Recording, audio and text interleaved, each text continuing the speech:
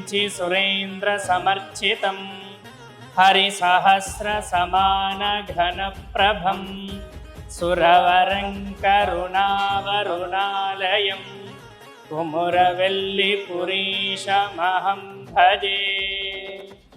భక్తులు కోరిన కోరికలను తీర్చుతూ వారికి కొంగు బంగారమై విరాజిల్లుతున్నటువంటి కొమ్రవెల్లిలో వెలిసినటువంటి శ్రీ మల్లికార్జున స్వామి వారి యొక్క విశిష్టత గురించి మనతో పాటు వివరించడానికి ఆలయ ప్రధాన అర్చకులు ఉన్నారు. వారిని అడిగి తెలుసుకుందాం. నిత్యం ఎంతో మంది భక్తులు వచ్చి ఇక్కడ స్వామివారిని దర్శించుకుంటారు. అసలు ఆలయ స్థల పురాణం వాటి చరిత్ర గురించి మీ మాటలు వివరించండి. ఈ మల్లికార్జున స్వామి క్షేత్రం, ఈ క్షేత్రంలో స్వామివారు కోరిన కోరికలు తీర్చే కొమరవెల్లి మల్లన్న స్వామి అని పేరు. ఇక్కడికి లక్షలాది భక్తులు స్వామివారి దర్శనం చేసుకోవడానికి వస్తారు. మన తెలుగు రాష్ట్రాల నుండే కాకుండా మహారాష్ట్ర, ఒరిస్సా, గుజరాత్ వివిధ రాష్ట్రాల నుండి కూడా అధిక సంఖ్యలో భక్తులు వస్తుంటారు. ఈ క్షేత్రం సుమారు 3 నెలల పాటు బ్రహ్మోత్సవాలు అతి వైభవంగా జరిగే అతిపెద్ద బ్రహ్మోత్సవాలు జరిగే క్షేత్రం ఇదే. ఈ క్షేత్రంలో మల్లికార్జున స్వామి వారు ఇద్దరు అమ్మవార్లతో కూడున్నారు. మేడలాదేవి, కేతమ్మ సైతంగా మల్లికార్జున స్వామి వారు కొలువై ఉన్నారు. ఈ మల్లికార్జున స్వామి క్షేత్రంలో ముఖ్యంగా క్షేత్రపాలకుడు కాలభైరవ స్వామి. ఈ క్షేత్రపాలకుని దర్శనం చేసుకున్న తర్వాత స్వామివారిని దర్శించుకోవడం విశేషం. ఇది మార్గశిర మాసం ఆఖరి ఆదివారం స్వామివారి కళ్యాణోత్సవంతో బ్రహ్మోత్సవాలు మొదలై పాల్గొన మాసం చివరి ఆదివారం అగ్నిగుండాలు కార్యక్రమం. అగ్నిగుండాలు అంటే దక్షయాగం. ఈ కార్యక్రమం వీరశైవ ఆగమ శాస్త్ర ప్రకారంగా ఇక్కడ అగ్నిగుండాలు నిర్వహించడం ఆనవాయితీ. వంశపారంపర్య అర్చక కుటుంబాలకు చెందిన మేము వీడు మిరాసి హక్కు రద్దు చేసిన తర్వాత దేవాలయ ఉద్యోగులుగా నియమితమై ఇక్కడ స్వామివారి సేవలు చేయడం జరుగుతుంది. ఇక్కడ 2 వంశాల అర్చకులు, మహాదేవుని వంశం వారు మరియు పడిగన్న గారి వంశం అర్చకులు స్వామివారి పూజా కార్యక్రమం నిర్వహించడం జరుగుతుంది. ఇక్కడ అదేవిధంగా అప్పరిల్లు మళ్ళీ వీరశైవ ఆగమ శాస్త్ర ప్రకారంగా అర్చక విధులు కార్యక్రమం చేయబడుతుంది. అదే కింద డౌనీలు అనగా ఇక్కడ పట్నాలు, బోనాలు, యాదవ కులస్తులైన చౌదరీలు, ఉగ్గు పూజలు అనే వారితో ఆ కార్యక్రమాలు చేయడం జరుగుతుంది. మల్లికార్జున స్వామి క్షేత్రంలో ఇక్కడ ప్రతి ఆదివారం, బుధవారం ఈ క్షేత్ర సందర్శన కోసం వేలాది మంది భక్తులు వస్తుంటారు. అదేవిధంగా స్వామివారు కొండ గుహలో వెలిసినటువంటి క్షేత్రం. ఈ క్షేత్రానికి ఆలయ విమాన గోపురం అదే అతి పొడవైన కొండగా మనకు దర్శనమిస్తుంది. ఈ కొండ చొరికలో సుమారు ఒక 30 సంవత్సరాల క్రితం కొద్దిగా కొండను తొలిసి గుళ్ళో భక్తులకు మంచిగా దేవాలయం స్వామివారి మూర్తి కనబడాల కోసం చెక్కడం జరిగింది. ఈ క్షేత్రంలో కొండపైన స్వామివారి సోదరి అంటారు ఎల్లమ్మ దేవాలయం మరియు పోచమ్మ దేవాలయం ఉన్నాయి. అదేవిధంగా గుట్ట చుట్టూ అష్టభైరవులు, క్షేత్రపాలకులు అష్టభైరవులు ఉన్నారు. ఇక్కడ దర్శించుకున్న తర్వాత కొండపైన ఎల్లమ్మను, పోచమ్మను దర్శనం చేసుకోవడం జరుగుతుంది. ఇక్కడ ఇది నల్గొండ జిల్లా భువనగిరి తాలూకాలో పూర్వంలో ఉండే, తర్వాత వరంగల్ జిల్లా జనగామ తాలూకా కొమరవెల్లి గ్రామంగా ఉండే, తర్వాత చేర్యాల మండలం కొమరవెల్లిగా వచ్చింది. ఇప్పుడు సిద్దిపేట జిల్లా తెలంగాణ రాష్ట్రంలో పునర్విభజన తర్వాత సిద్దిపేట జిల్లా కొమరవెల్లి మండలంగా ఏర్పడ్డది.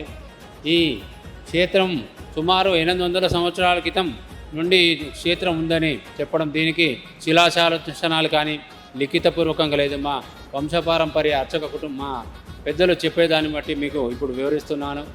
సుమారు 800 సంవత్సరాల క్రితం ఒక ముని తపస్సు చేస్తుంటే శివలింగం వెలిసిందని, ఆ లింగం మీద పుట్ట పెరిగితే ఆ పుట్ట మట్టితో తయారు చేసిన స్వామివారి విగ్రహం అని, ఆ స్వయంభూ వెలిసిన విగ్రహం స్వామివారి నాభియందు ఉందని ఒక చరిత్రమ్మ. ఇది ప్రతి సంవత్సరం మార్గశిర మాసం ఆఖరి ఆదివారం రోజు స్వామివారి నిజరూప దర్శనం ఉంటుంది. స్వామివారి పంచరంగులతో రంగుల అలంకారం చేసి కళ్యాణోత్సవం చేయబడుతుంది.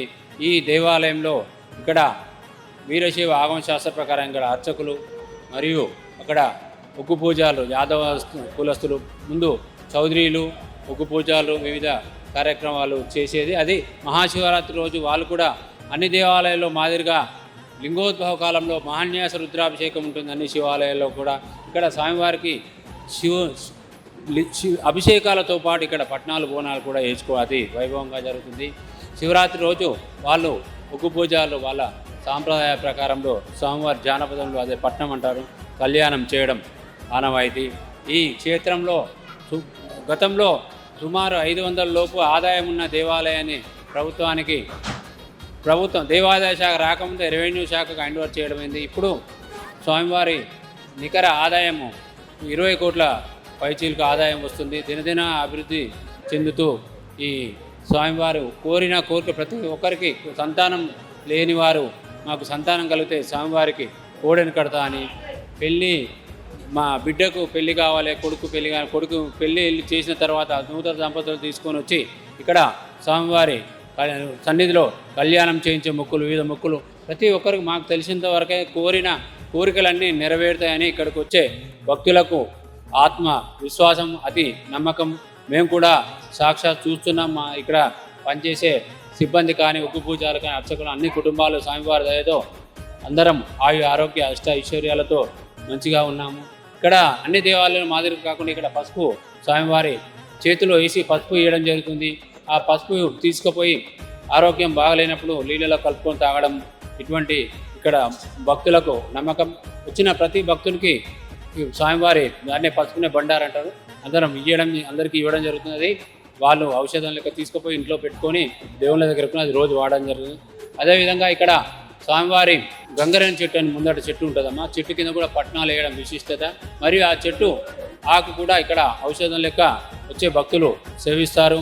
ఈ దేవాలయం మన తెలంగాణ రాష్ట్రంలో అతి వైభవ ఆలయాల్లో ఇది ఒకటి. ఈ దేవాలయం ఇంకా భక్తుల సౌకర్యాలు, ఆ విధంగా రవాణా సౌకర్యాలు, మొన్న రైల్వే స్టేషన్ కూడా ఏర్పాటైంది. వివిధ సౌకర్యాలు బాగా పెరిగినాయి. భక్తులు కూడా అధిక సంఖ్యలో హాజరవుతున్నారు. వచ్చే భక్తులకు ఎలాంటి అసౌకర్యాలు కలగకుండా దేవాదాయ శాఖ వారు అన్ని ఏర్పాటు చేయడం జరిగింది. గురుగారు, ఇంకొక చిన్న సందేహం. పుట్టమ్మనుతో శివలింగం ఆకారం ఇప్పుడు స్వామివారి నాభి వద్ద ఉంది అంటున్నారు. ఇప్పటికీ అది మనకు దర్శనమిస్తున్నది. శివలింగం వెలిసిన లింగం అనేది నాభియందు పెట్టి అది కనబడేది. స్వామివారి నాభియందు ఉంది. ఆ శివలింగం పైననే ఈ విగ్రహాలు తయారు చేశారని చెప్తారు. ఇంకొకటి, స్వామివారు సంక్రాంతికి ముందు ఇక్కడ ఉగాది అప్పుడు పెద్దపట్నం వేస్తారు. సంవత్సరానికి ఒకసారి దాన్నే పెద్దపట్నం అంటే, చిన్నపట్నం అని ఒకటి, పెద్దపట్నం అని ఒకటి వేస్తారమ్మా. సంక్రాంతి తర్వాత వచ్చే మొదటి ఆదివారం దీన్ని ఇక్కడ పట్నం వారం అంటారు. పట్నం వారం అంటే మనకు జంటనగర్ హైదరాబాద్ చెందిన వారం పట్నం వారం. సంక్రాంతి తర్వాత వచ్చే వారం పట్నం వారం. సుమారు 1,00,000 పైచీలు భక్తులు వస్తారు పట్నం వారం. దాని తర్వాత వచ్చేదాన్ని లష్కర్ వారం, సికింద్రాబాద్. ఆ పట్నం లష్కర్ వారాలతో జాతర స్టార్ట్ అవుతుంటే మనం ముఖ్యంగా ఆ మొదటి 2 వారాలు హైదరాబాద్, సికింద్రాబాద్ చేసిన జంట నగరాలు వస్తుంది. ఈ పట్టణాన్నే యాదవ ఒగ్గు పూజలు దాన్నే పట్నం వేస్తారు. దాన్నే జానపద రూపంలో దాన్ని కూడా కళ్యాణం అంటారు. మీకు ఇప్పుడే చెప్పాను, ఆగమశాస్త్ర ప్రకారంగా మార్గశిర మాస ఆఖరి స్వామివారి కళ్యాణం పెద్దపట్నం రూపంలో శివరాత్రి నాడు మా దేవాలయ ఒగ్గు పూజలు వేస్తారు. పట్నం మొదటి ఆదివారం తెల్లవారు సోమవారం రోజుల భక్తులు హైదరాబాద్ చెందిన యాదవ భక్తులచే మా ఒగ్గు పూజల ఆధ్వర్యం వాళ్ళతో కలిపి హైదరాబాద్ ఒగ్గు పూజలు పట్నం వేస్తారు మేడం. దాన్నే కళ్యాణోత్సవం. ఓకే గురువు గారు, మీరు నిత్యం పూజలు చేస్తుంటారు. ప్రధాన అర్చకులుగా కాకుండా ఒక భక్తుడిగా స్వామివారి మహిమ గురించి మీరేం చెప్తారు? ఇక్కడ స్వామివారి సన్నిధిలో మేము వంశపారంపర్య అర్చకులుగా చేసిన తాత ముత్తాతలు చేస్తున్నట్టు కాకుండా భక్తులుగా మా ఇంట్లో కానీ, మా ఊర్లో, మా చుట్టూ ఏ ప్రాంతంలో అయినా ప్రతి ఇంట్లో స్వామివారి పేరు మీద మల్లికాంబ, మల్లికార్జున్, మల్లయ్య, మల్లవ్వ, మల్లేశ్వరి, ఈ విధంగా అన్ని ఇంటికొకరు స్వామివారి పేరు మీద ఉంటారు. పేరు పెట్టుకోవడం ఉంటుంది. మా దగ్గర ఇప్పుడు మేము అర్చకులు ఒక 16 మంది పనిచేస్తున్నాము. ఒగ్గు పూజలు ఒక 150 ఉంది. ఆలయ సిబ్బంది ఒక 150. మేము అందరికీ కూడా చూస్తున్నాం. ఎవరికి ఏ ఆపద వచ్చినా స్వామివారిని మొక్కుకుంటే తొలగిపోతుంది. అదేవిధంగా నేను 1996 నుండి 2003 వరకు వంశపారంపర్య అర్చకులు మా నాన్న తరఫున నేను పనిచేశాను. ఇక్కడ చెట్టు దగ్గర ఒక ముడుపు కడతారమ్మా. మాకు కోరిన కోరిక నెరవేరాలంటే ఒక ముడుపు కడతారు. కాబట్టి మాకు ఈ కోరిక నెరవేరితే వచ్చి ఆ ముడుపు ఇస్తామని చెప్తారు. ఇక్కడ వచ్చే వాళ్ళు కూడా అందరూ ముడుపు కట్టి చెల్లించుకోవడానికి వచ్చినప్పుడు స్వామి మా కోరికలు అనుకున్నది అయ్యింది, మాకు మల్లికార్జున నెరవేర్చునని వాళ్ళు సంతోషంగా వచ్చి స్వామివారికి మొక్కులు తీర్చుకొని పోవడం మేము రోజు చూస్తుంటాము. అంతేకాకుండా భక్తులు కోరిన కోరికలు తీర్చుకున్నప్పుడు ఇక్కడ స్వామివారికి కళ్యాణం చేపిస్తామంటూ చాలా మంది వస్తారు. అలాంటి వారికి గుళ్ళో ఎలాంటి సౌకర్యాలు కల్పిస్తున్నారు? ఇక్కడ స్వామివారికి కళ్యాణం చేయడానికి నిత్య కళ్యాణం అనే రోజు ప్రక్రియ నడుస్తుంది. అక్కడ ఆ కళ్యాణం చేయడానికి స్వామివారి దేవాలయంలో టికెట్ తీసుకుంటే కళ్యాణాన్ని ఏర్పాట్లు ఉంటాయి. సామూహికంగా కళ్యాణం చేస్తుంటారు. చాలామంది భక్తులు వేల సంఖ్యలో కళ్యాణం, అభిషేకాలు, పట్నాలు, వివిధ పూజ ఆర్జిత సేవా కార్యక్రమాలు తీర్చుకోవడం వస్తుంది. అదేవిధంగా భక్తులు కూడా అన్నదానం కూడా ఇక్కడ అన్న వితరణ ప్రసాద వితరణశాల ఉంది. అందులో కూడా భక్తులు వాళ్ళ కోరికలు నెరవేరు చాలామంది లక్షలాది రూపాయలు డొనేషన్లతో నడుస్తుంది. గురువు గారు, గర్భాలయంలో మల్లికార్జున స్వామితో పాటు ఇతర దేవాది దేవతలు కూడా ఉన్నట్టుగా తెలుస్తుంది. వారికి మీరు ఎలాంటి పూజా కార్యక్రమాలు నిర్వహిస్తారు? ఈ ప్రధాన దేవాలయంలో మల్లికార్జున స్వామి వారితో పాటు ఇరువైపులా మేడలమ్మ, కేతమ్మ ఇరువురు అమ్మవారు కొలువై ఉన్నారు. అదేవిధంగా గర్భాలయం లోపల విఘ్నేశ్వర స్వామి మరియు మునీశ్వర స్వామి, సంగమేశ్వర స్వామి ఉన్నారు. ఈ అర్ధమండపంలో క్షేత్రపాలకుడు భైరవ స్వామి ఉన్నారు. వీరికి రోజు త్రికాల పూజలు, అభిషేకాది అర్చనలు కార్యక్రమం చేయడం జరుగుతుంది. త్రికాలంలో నైవేద్యం, వివిధ స్వామివారికి మూల విరాట్కి ఏ విధంగా అయితే పూజలు అయితే అన్ని మూలమూర్తుల దేవాలయంలో మూర్తులు అన్నీ వీటికి కూడా పూజా కార్యక్రమాలు అదేవిధంగా జరపబడతాయి.